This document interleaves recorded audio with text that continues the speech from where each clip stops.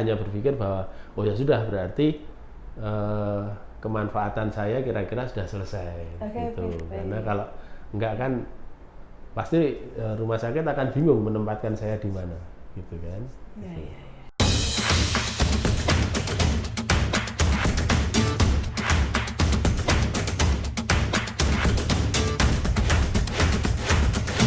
Terus pindah ke rumah sakit onkologi, mungkin ada alasan khusus juga Pak dari rumah sakit Mata Undaan ke onkologi?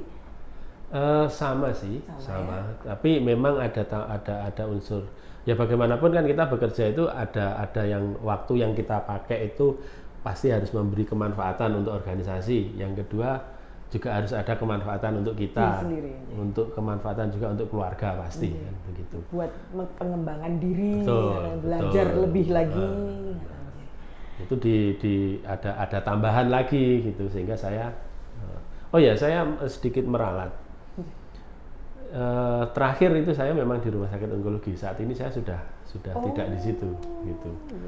Mohon maaf Pak, saya soalnya mendapatkan datanya itu terakhir jadi direktur utama rumah sakit onkologi. Sekarang di mana Pak? Saya sekarang masih freelance. Masih sambil sekolah mungkin ya? Ya. Sambil sekolah. Ya. Mencoba memberesi yang ketinggalan ini.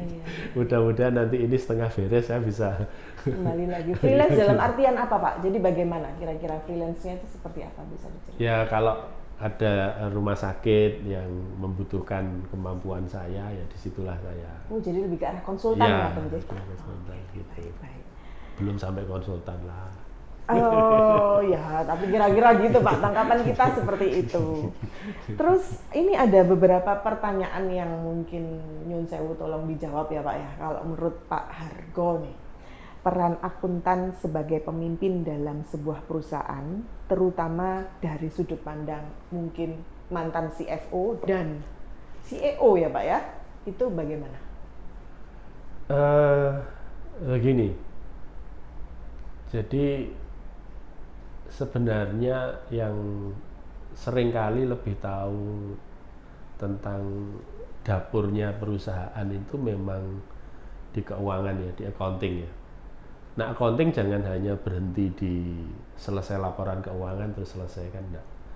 Jadi fungsi accounting harus ini hasil dari laporan keuangan, kemudian bagaimana memaknai angka-angka ini untuk sesuatu yang strategik. Nah seperti itu. Dulu ketika rumah sakit itu belum terlalu aware, belum terlalu menyadari pentingnya akuntansi. Jadi saya tahun 2000 awal itu masih betul-betul rumah sakit itu lebih banyak di sosialnya daripada di ekonominya. Begitu, sehingga laporan keuangan itu peran akuntansi itu lebih ke arah unit perhitungan unit cost, pricing seperti itu kan. Nah kalau sekarang sudah lebih berkembang lagi karena sudah banyak rumah sakit yang IPO. Iya. Kayak mitra keluarga itu kalau nggak salah ya. Siloam, terus Mayapada itu mereka sudah IPO. Nah di situ otomatis peran accounting kan naik ya, bukan hanya di akuntansi manajemennya tapi juga di financial accounting, terus kemudian terkait dengan akuntansi, terus bagaimana fungsi akuntan di situ. Sebenarnya kalau hanya selesai di laporan keuangan ya selesai, gitu kan sayang gitu. Padahal sebenarnya dia bisa memaknai itu kemudian memberikan arah strategik pada CEO-nya atau di grupnya seperti itu sebenarnya. Baik, terus ada pertanyaan lagi nih Pak ya. Menurut Bapak di era digitalisasi akuntansi ini banyak jadi masyarakat awam nih berpikir bahwa peran akuntan itu akan tergantikan oleh teknologi. Menurut Bapak bagaimana? Saya terus terang belum mampu membayangkan kemajuan artificial intelligence ke depan itu akan seperti apa. artinya sebenarnya yang akan menggantikan itu kan artificial intelligence-nya ya. Terus yang paling awal memang digitalisasi, otomasi itu yang akan menggantikan kira-kira ya di pencatatan, di klasifikasi ya, di awal-awal proses accounting lah ya, itu yang akan tergantikan. Tetapi sejauh ini dengan keterbatasan saya membayangkan apakah artificial intelligence ke depan itu akan seperti apa, saya masih meyakini bahwa bagaimana akuntan itu mengelaborasi angka-angka, mengelaborasi ilmu akuntansi dengan ilmu yang lain ya, ilmu manajemen atau ya ilmu dasarnya di industrinya itu. Nah, itu tidak akan tergantikan menurut saya.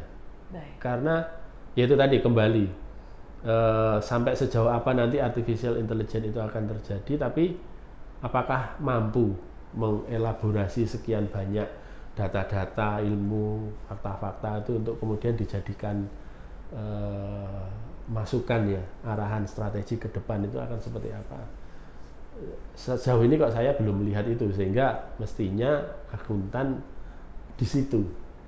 Akuntan arahnya harusnya ke situ. Jadi pengembangan mungkin mahasiswa akuntansi saat ini bukan cuma hanya di angka-angka saja, tapi lebih ke arah bagaimana dia memanfaatkan hasil dari laporan keuangan tersebut menjadi suatu keputusan-keputusan strategik gitu Pak. Baik, ini mungkin terakhir nih Pak, pertanyaan terakhir. Bukan pertanyaan sih, permintaan terakhir. Menurut Bapak, kami ini butuh wejangan. Jangan ya, untuk para sobat-sobat akuntan ini Pak, bagaimana para sobat akuntan, mungkin Bapak Ibu juga para akuntan bisa mencapai karir terbaik di bidang akuntan, bidang akuntansi. Bukan wejangan ya, kira-kira begini. Saya sering juga mencoba berpikir kalau saya mundur gitu pada saat saya fresh graduate atau sebelum fresh graduate, pada saat saya memilih sekolah begitu, sebenarnya apa ya yang harus saya pikirkan begitu.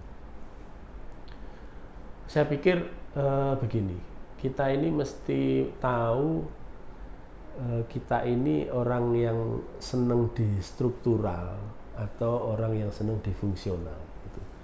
Struktural itu kalau fungsional itu kan kekayaan ilmunya tinggi ya, dosen, kemudian kantor akuntan publik, itu kan kekayaan ilmu fungsionalnya tinggi sekali. Tapi Bapak ada di dua-duanya Pak, sobat akuntan. Kebetulan Pak Hargo ini selain juga dulunya menjabat di CFO, menjadi CFO dan CEO gitu ya, beliau ini juga pengajar di Mars ya, di Universitas Airlangga. Nah, itu jadi tapi Bapak bilang harus tahu dulu gitu ya. Tahu dulu antara ya, kalau yang ngajar itu sebenarnya sharing lah sifatnya. Oh, sharing. Baik. Merendah nih Pak ya. Merendah. Kalau mengajar itu kan bisa membuat sesuatu yang rumit dijelaskan menjadi simpel gitu. Nah, saya rumit menjadi rumit sekali.